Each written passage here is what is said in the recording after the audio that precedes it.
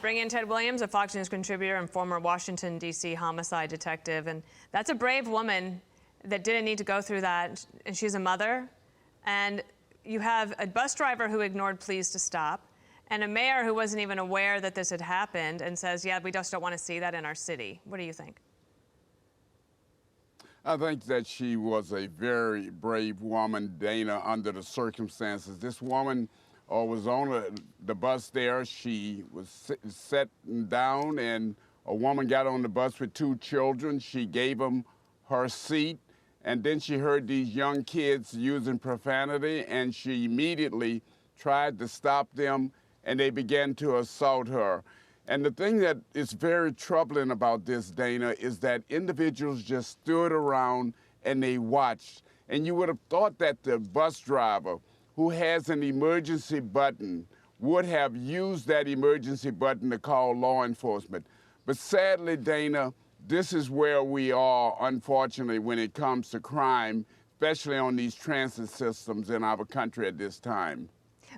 So on a bus like that, a bus driver has a button that could call for police immediately? Absolutely. Most of these buses are equipped with emergency switches where if they are being robbed, if there's an assault going on the bus, that they can immediately call for assistance. And apparently under the circumstances in which we've heard here, that was not done. You mentioned transit crime. Let's go to call for number 3. This is New York City crime stats now, and transit crime up 41.4%. And yet Eric Adams, the mayor, he is trying to lead the city, but he said this about perception that has people confused. Watch here. We're dealing with actual crimes, those 8 homicides, and we're dealing with the perception of fear that people are feeling. That's the combination. And I must deal with that perception and the actual crime. We can't get away from the fact we have 3.5 million people using our subway system. We have to be honest about that. And those average of 6 crimes a day is not giving the impression that our system is out of control. You may not have heard the phrase that perception is reality, Ted. Perception is reality, and perception is everything, Dana. I think that if the mayor had to re-listen to what he said here, he would want to walk that back. When you look at in New York, if you're on the subway, there have been individuals killed, pushed in front of trains. On the subway, you've seen videos of individuals assaulted. We've had women raped on subway platforms, and it is unrealistic, and it is the mayor sticking his head in the sand if he believes that perception is not reality. Perception is reality.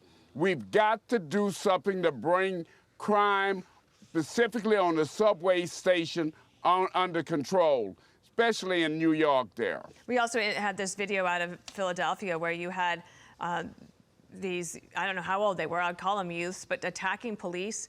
They were riding their ATVs illegally around in Philadelphia and attacking them with bottles. The penalties for attacking and assaulting a police officer, they have to be increased. So Judge Jeanine Pirro talks about that on the 5 a lot. And yet we have a situation where you have a prosecutor in Philadelphia who doesn't really believe in that.